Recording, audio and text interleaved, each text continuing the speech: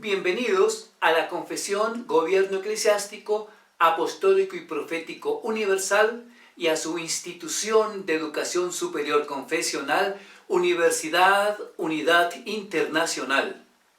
Nuestro tema de hoy: Colombia en crisis, la Iglesia tiene la solución.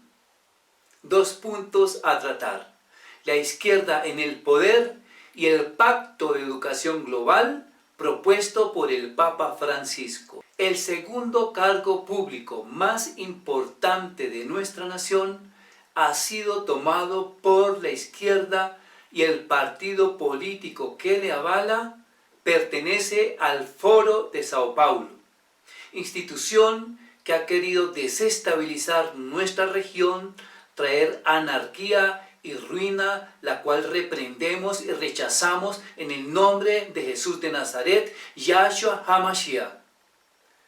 La población objetivo ha sido la juventud, los niños.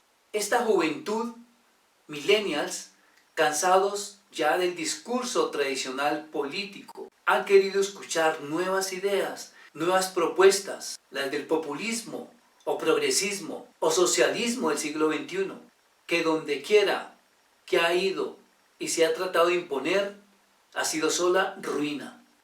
Esta juventud ha sido impactada de acuerdo a la propuesta que hizo en su debido momento Antonio Gramsci, fundador del Partido Comunista de Italia, y de Moshe Hess, un judío ateo, el ideólogo del comunismo, tutor de Marx y Engels. ¿Cuál fue esa propuesta?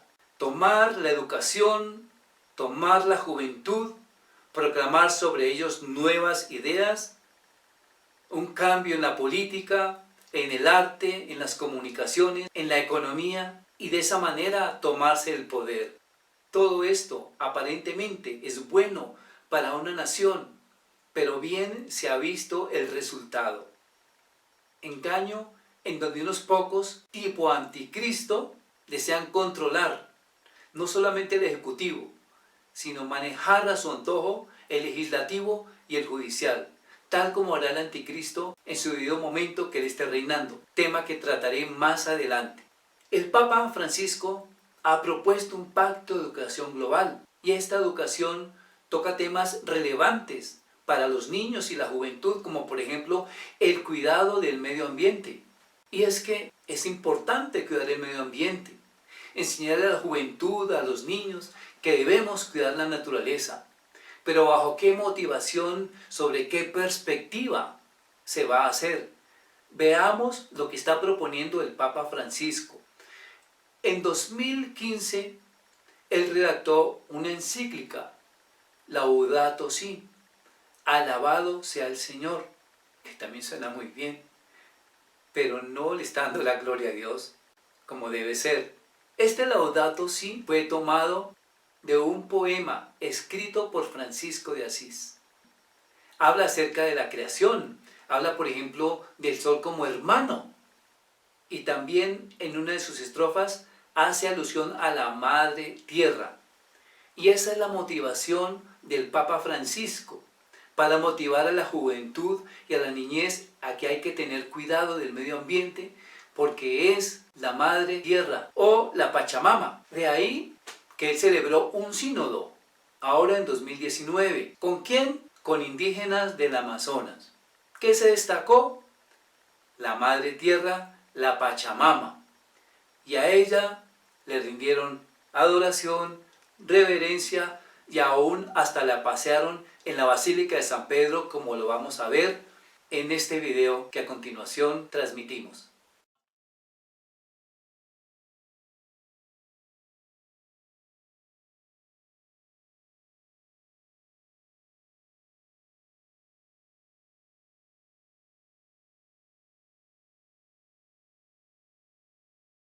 Asimismo, el Papa Francisco ha tomado varios puntos de la Agenda de Desarrollo Sostenible 2015-2030 de la Organización de Naciones Unidas.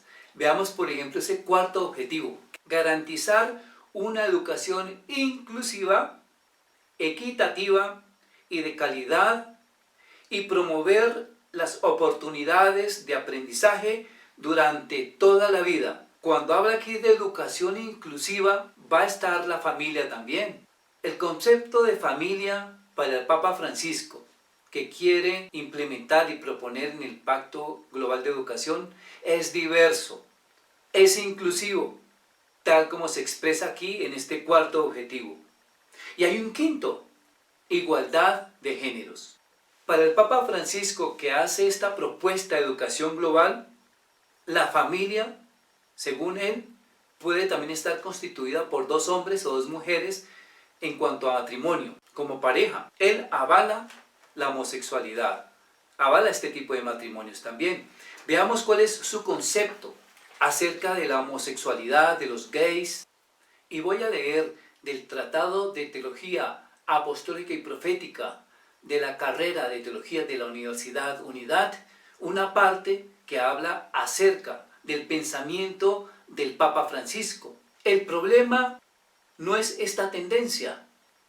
Si una persona es gay y busca al Señor y tiene buena voluntad, ¿quién soy yo para juzgarle?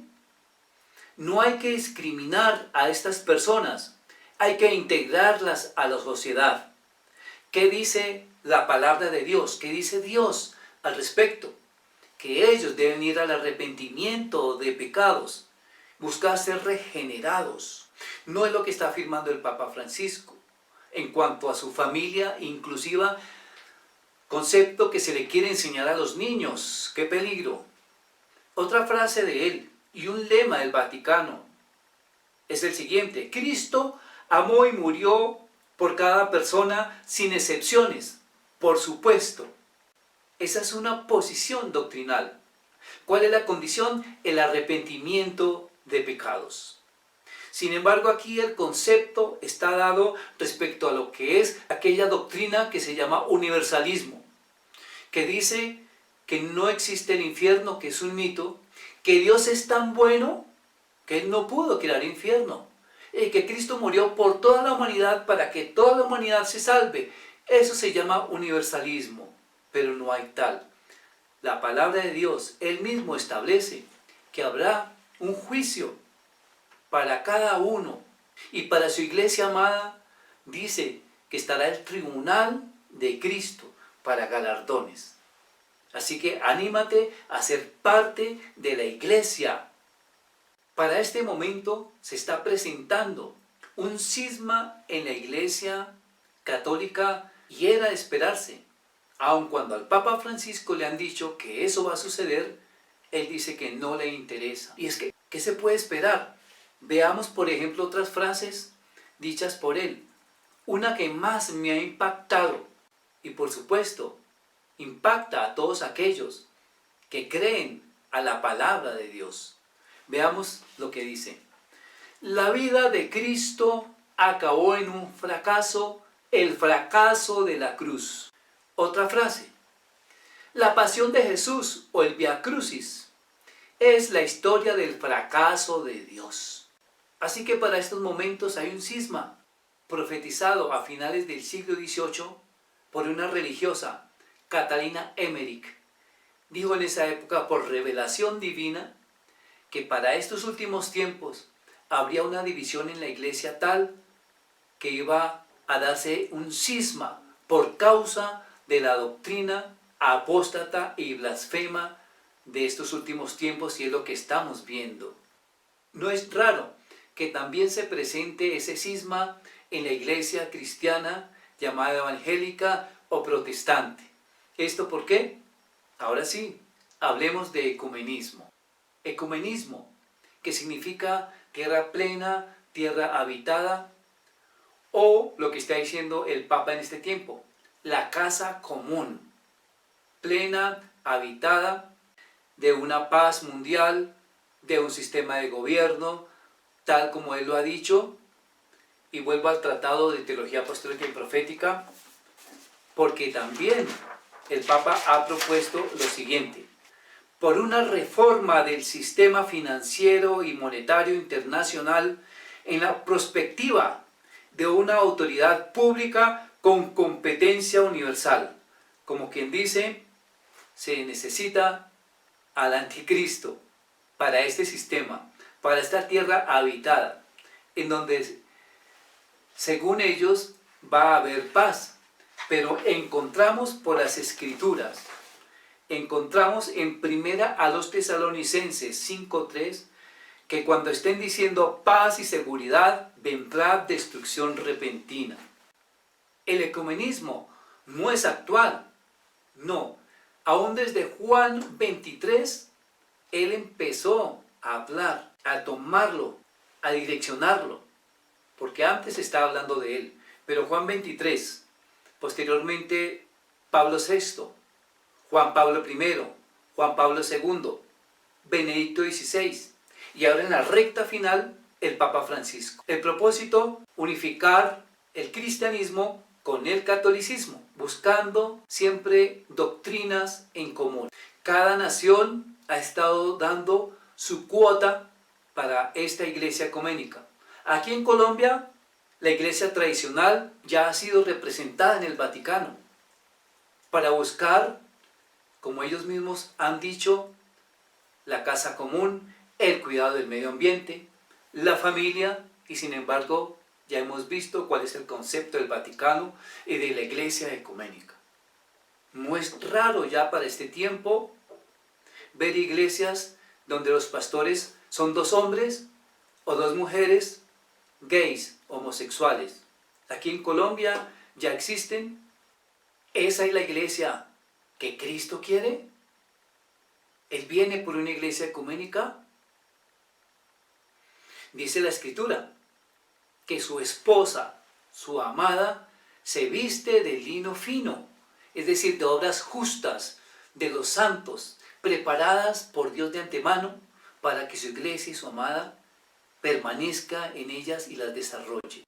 Él no viene por una iglesia vestida de paganismo grecorromano, es decir, de ropas viles, como está escrito allá en Zacarías 3. No, esa no es la iglesia del Mesías, no es la esposa, no es una iglesia ecuménica. Y si tú estás en el ecumenismo, es hora que salgas de allá, de ese camino, de esa puerta ancha que conduce al lugar de perdición, porque ese no es el camino que el Padre Eterno ha trazado, sino la senda antigua, el camino angosto, la palabra de Dios. Como dice Efesios 2:20, es necesario que su amada, su iglesia, se edifique sobre lo que enseñaron los apóstoles y profetas. Los apóstoles, los que inspirados por el Padre Eterno, escribieron el Nuevo Pacto, y los profetas que escribieron el Antiguo, siendo la principal piedra del ángulo de ese edificio, de esa esposa del Mesías, Cristo mismo, siendo la principal piedra de esa iglesia, Cristo mismo. Así que le invito a salir de allá, de ese lugar. No conviene. Todo por asuntos de la salvación eterna. Debemos cuidarla. Otro tema que se le quiere enseñar a los niños es la educación religiosa. ¿Cuál es el objetivo? Promover una cultura de respeto mutuo y diálogo entre todos los contextos, creencias y nacionalidades. De eso es lo que él habla. Una tierra plena o la casa común, una casa ecuménica, inclusiva. El asunto es fomentar el diálogo entre las religiones para la paz mundial y la convivencia.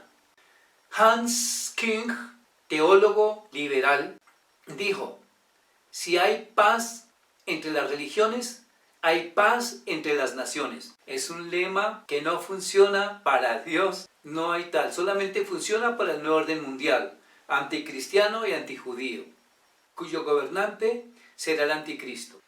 En estos momentos se está hablando de la casa de la familia abrahámica, tal como lo vamos a ver en esta imagen.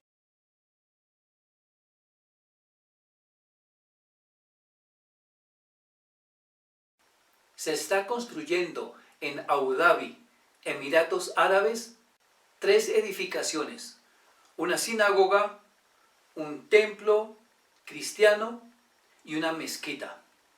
El propósito, el diálogo interreligioso, buscando la paz entre las religiones para que haya paz entre las naciones. Solamente habrá paz cuando el Mesías regrese por segunda vez aquí a la tierra. No antes, como el nuevo orden mundial lo quiere establecer. De nuevo voy al Tratado de Teología Apostólica y Profética de la Universidad Unidad Internacional de la carrera de Teología. Dice el punto 7.16.1. El mundo se reorganiza en 10 regiones o bloques geopolíticos o centros de poder mundial. ¿Cuáles son? Primero, Norteamérica. Segundo, Europa Occidental. Tercero, Japón. Cuarto, Australia y Sudáfrica. Quinto, Europa Oriental, incluyendo a Rusia. Sexto, Latinoamérica. Séptimo, África del Norte y el Medio Oriente. Octavo, África tropical. Noveno, Asia del Sur y Sureste. Y décimo, China, tal como lo podemos ver en la siguiente imagen.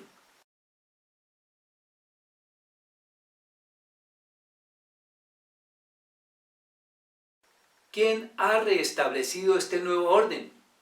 La élite, la que gobierna el mundo, esas 10-12 familias que tradicionalmente se les llama Illuminati, términos con los cuales la iglesia en este momento tiene que familiarizarse y enseñar a los niños qué es, qué significa y cuáles son las consecuencias. Cumplimientos proféticos. Nabucodonosor tuvo un sueño. Daniel capítulo 2, interpretado por la revelación del Espíritu Santo a Daniel. El último imperio, el de la Roma revivida, el de los pies de barro e hierro. Los pies tienen 10 dedos.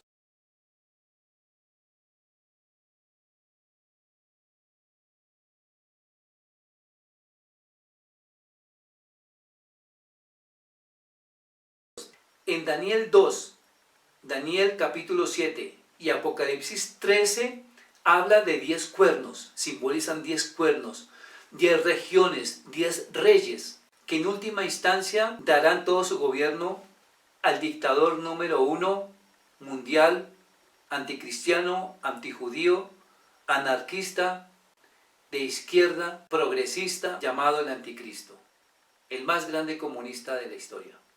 Esta es la nueva área de sociales que se les quiere enseñar a los niños. Estemos apercibidos, iglesia, de los tiempos que estamos viviendo. En síntesis, la izquierda tomó el segundo cargo público más importante de Colombia. Ahí perdimos una batalla, pero no la guerra. Debemos continuar en oración, proclamando esa unidad tan importante y tan necesaria para nuestro tiempo. Estemos apercibidos de lo que han hablado ya los profetas. Profetas que en un principio hablaron allá en Venezuela a los pastores y no hicieron caso. Que aquí en Colombia no nos suceda lo mismo. En cuanto a la educación, no todo es nefasto.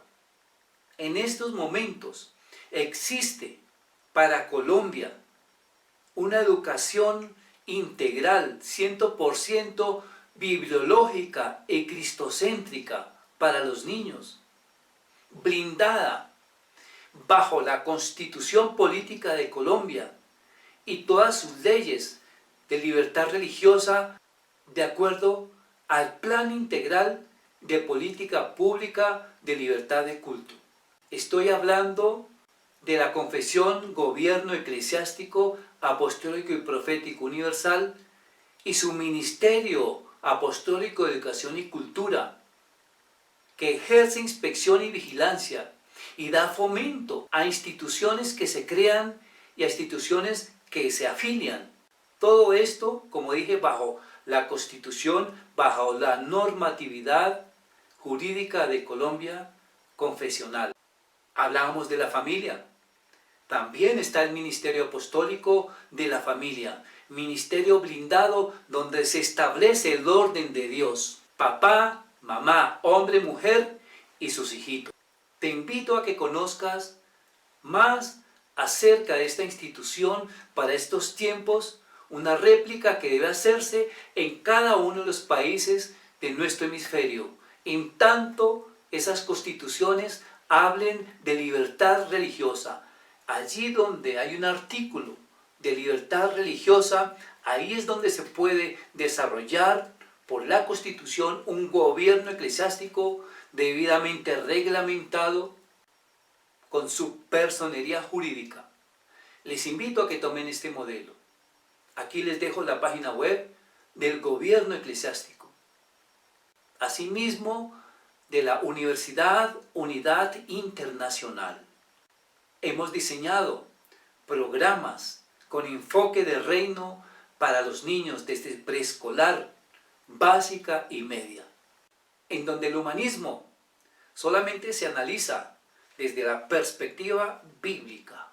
Cristo viene por una iglesia pura, santa y sin mancha, no contaminada, no con vestiduras viles grecorromanas, sino por una esposa vestida de lino fino. Universidad Unidad Internacional, Educación de Reino. Hasta pronto. No a la educación.